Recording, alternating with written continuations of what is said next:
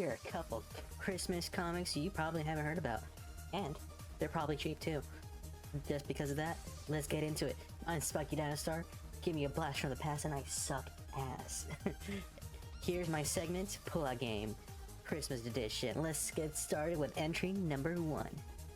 We're gonna start off with Merry Xmas. Merry X-Men. We got the holiday special. This is an anthology of multiple stories. Not like a couple other ones where you've had just a compilation of stories of X-Men that have taken place during Christmas. It's not entirely the same, but this one is all original stories. Should be easy to find, should be cheap. Should be somewhat recent, actually. Holiday Special. The Marvel Holiday Special. This is not...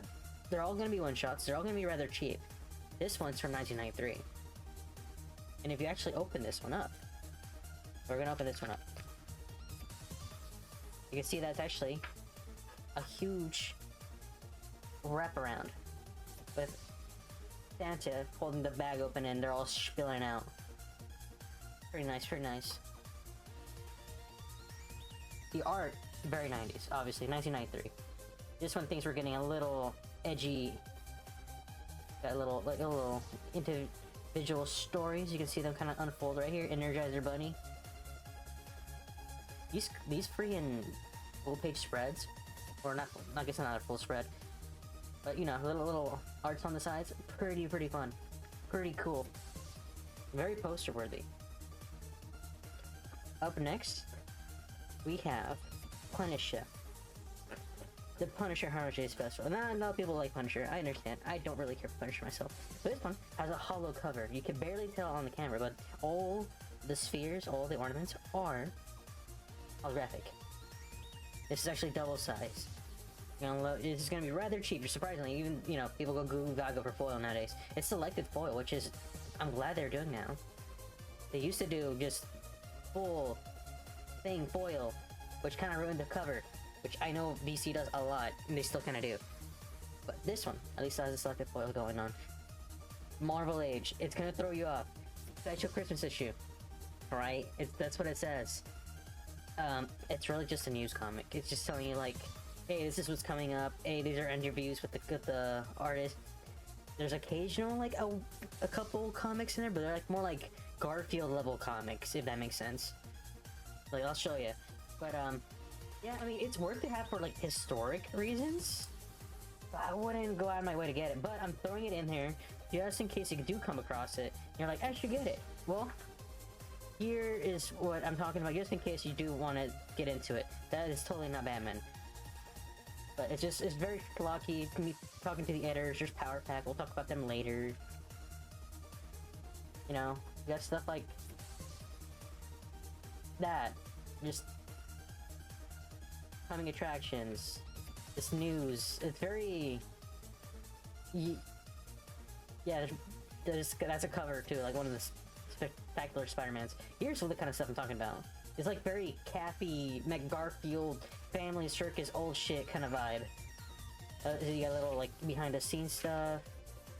But aside from that, no, you're not really getting Christmassy stuff here. It's just whatever 80s this came out in. Very like timepiecey, if that's what you like. But yeah, just in case you come across and you're like, oh, Christmas issue. Yeah, no, you might.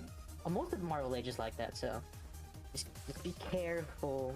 Some of it eventually became more comics, but you guys heard of the What If series, right?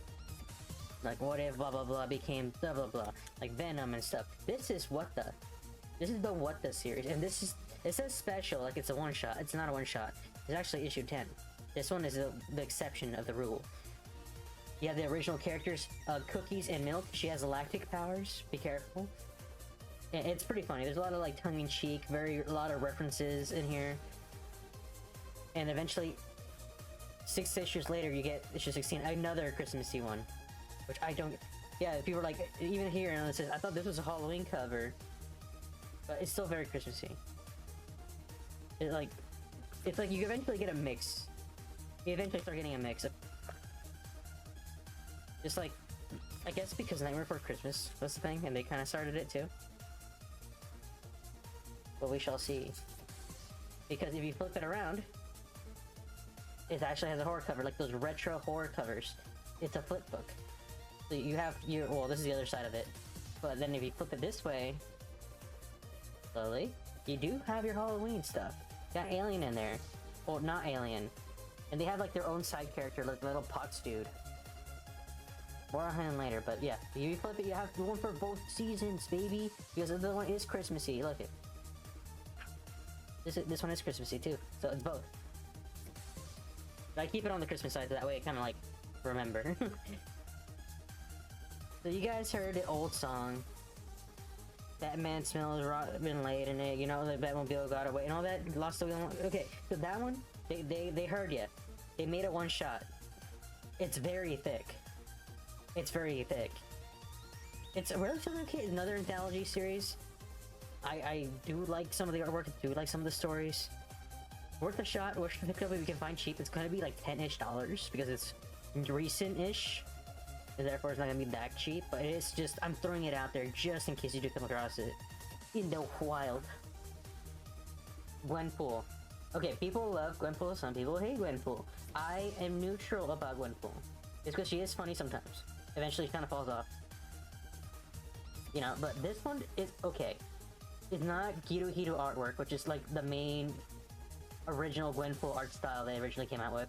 But it's still cheapy fun. It's one shot. What else are you gonna lose? You know, it's like if you can find it for $1 to $3, you're not gonna lose it up. Worth a shot. Worth a shot. Holiday special added to the list.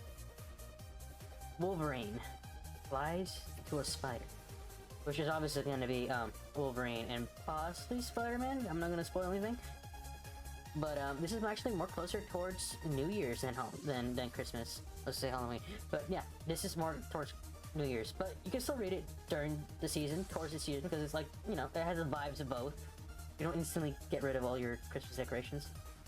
Yeah, there's one for Wolvie fans. Wolvie fans, baby.